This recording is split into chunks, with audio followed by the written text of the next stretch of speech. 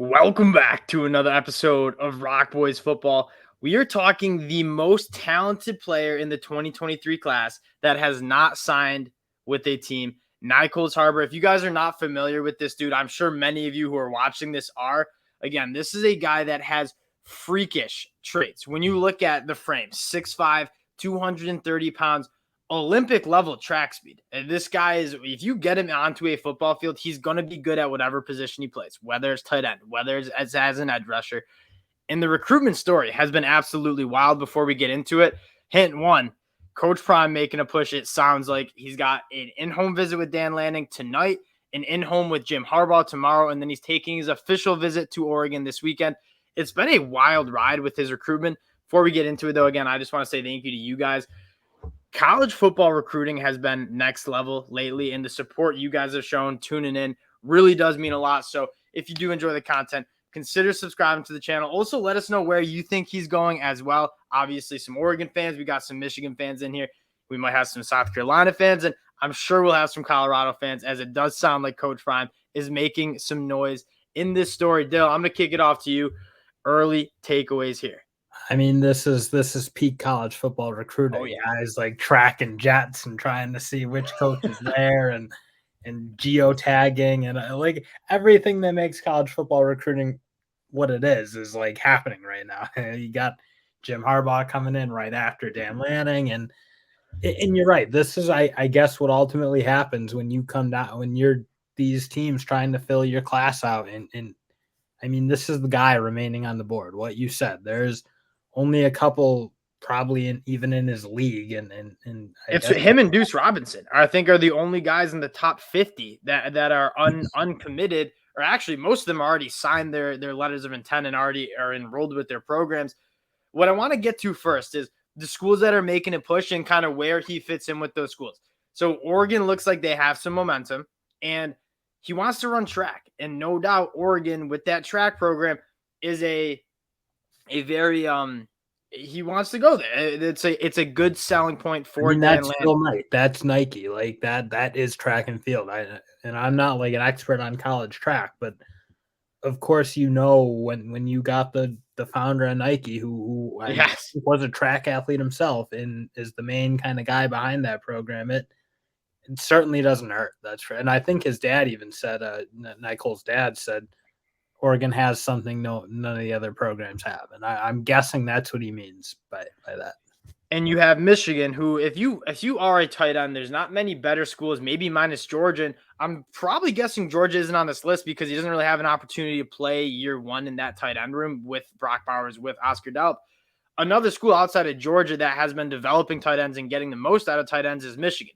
And as a Michigan fan myself, I want to get this guy on the field. He wants to play tight end. And I mean, we are traditionally more of like the heavy-handed tight ends who are in the running game a lot. Nyckoles Harbor is a different animal. Like this dude could play wide receiver. He has the speed and athleticism to play wide receiver. And no doubt Michigan's saying, look how many tight ends we put into the league in the last couple of years. Look how much we use tight ends in this offense. And that's a selling point that makes a lot of sense. You get to Maryland, that's in his backyard. If he wants to stay home, I know Coach Loxley has been making a push as well. And then South Carolina, he can recruit. So I know Maryland is going to be on the same plane as the Michigans in South Carolina and Oregon. But you know what? Loxley's doing a good job turning that program around. He's got the home field advantage, and he can take care of business on the trail. That's for sure.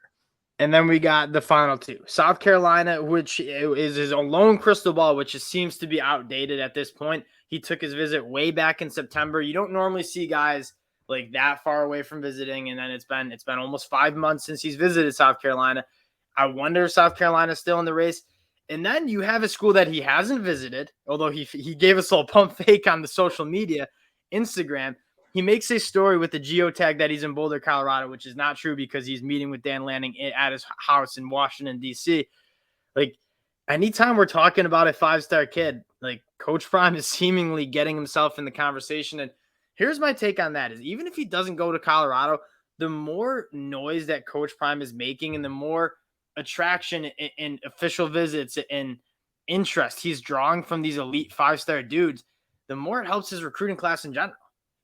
And that's the thing, I'm sure Oregon, Michigan, South Carolina, and Maryland are like I mean, I'm sure their antenna went up when they heard Coach Prime was on the trail coming for Nyckoles Harbor. Because I mean, how could you not be? You saw him win against for Cormani McLean. That was obviously a huge get, and able to take Dylan Edwards from Notre Dame. So like, I don't think these coaches. I'm sure they know they can't be sleeping on this recruitment because again, you get him on the campus at Boulder, and I mean, Coach Prime, he can recruit. So this is gonna And be we said that, and we had a couple listeners. We had a couple listeners in the comment section say, like, once these athletes get on campus, like they're not leaving. Like, there's not been a lot of guys who've gone on campus and not left with the commitment. I know.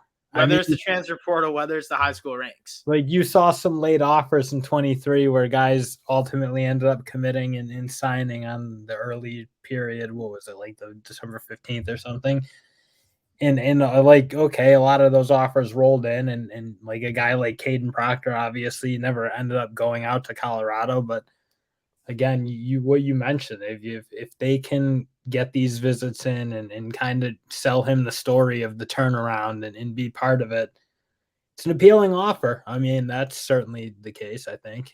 And what I want to talk about is like what this dude now brings to a program. So it sounds like he wants to play tight end, which to me a little bit of like a head scratcher, just because you look at like what positions are getting drafted by the NFL, where's the money in the NFL? It's as an edge rusher. Like, and this guy, when it comes to traits of an edge rusher, like he has all of them. He has the length, he has the get off, he has that track speed. Now again, we said this in the beginning. Whatever position he plays on the football field, he's going to be elite at. And he's a guy that if he probably committed to one position, like I would guess he's like a top 10 guy nationally. And I think the reason why he's only sitting at 16, because when you look at, I mean, we haven't seen an athlete like this come out of high school in a very long time. Like that big, that long, with that amount of speed.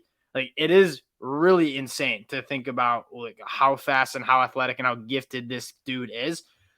I personally, I mean, think he should be playing edge, but it sounds like he wants to be playing tight end, and that's what teams are going to have to sell. Like, okay, now you're a pass catcher, now you're an offensive weapon.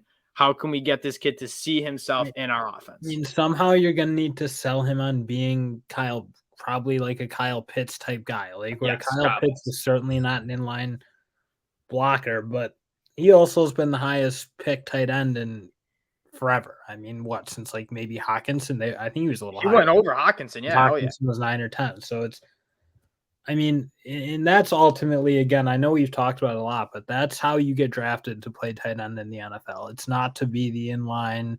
I think just too many guys can do that. But what he can bring in that size and that speed, that makes it really hard to cover. So he needs to get really good catching the football and show the ability to get downfield and make plays, because that's ultimately what's going to get him picked. And I wonder if that hurts Michigan a little bit, because when like obviously we know this program really well, and you look at how Michigan uses their tight ends, it's mostly inline blocking. Like, and they let them cook, and we play with 2 tight end sets a lot, but they're asked to block a lot, and that's probably not where Nyckoles Harbor is going to excel. Like I think you probably can block just fine, and he's a very big and physical dude, but this type of talent like does not belong lining up on the line of scrimmage very often or in line.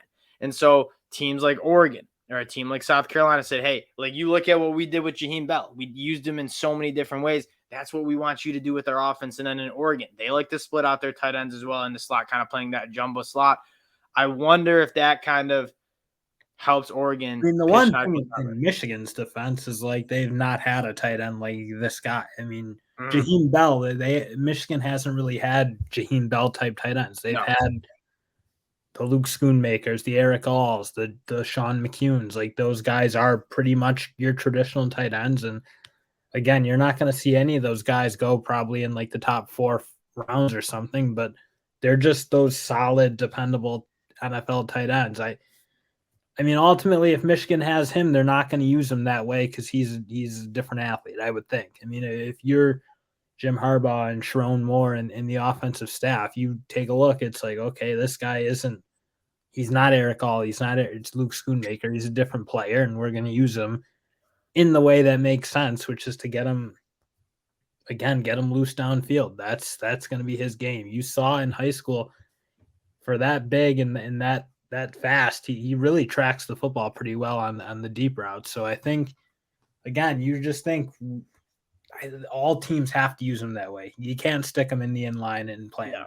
And that's going to be the biggest selling point is like, hey, you're coming here to be an offensive weapon. So if you, and we're not necessarily have like the insider information, if you had to kind of make your own crystal ball here, a little rock boy crystal ball, where do you think he's going?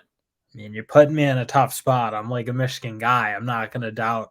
I'm riding with Grant Newsome and Jim Harbaugh. Like I have to. And Ron Bellamy's making the visit with him too. So if you ask me right now, I'm probably leaning. I'm probably leaning Oregon. Like that seems to be the school that has the most traction me, but as of late. And again, the track, the ability to play more of like split out wide tight end, and if he in fact wants to play tight end, and again, that's the last visit he's gonna make. He's gonna make it late, and he's committing 4 days after. So they have the kind of the last opportunity to really get in this guy's ear. They're doing an in-home tonight, and then he's going out to Eugene and making the official visit. That's probably where I'm leaning. Now, I'm not totally like. I'm not going to count out Coach Prime. Like counting out the Buffs. Can't count out the Coach Buffs. Prime, if he can do anything, he can land a guy without getting him on campus. And again, you know he's interested in it because he wouldn't have posted that on Instagram if he wasn't interested in going out and playing at Boulder. That would be probably, and we've seen some bonkers storylines like Peyton Bowen, Jaden Rashada, Kamani McLean. Like this one might be the most crazy because he hasn't even gone to the campus of Boulder. Reportedly hasn't.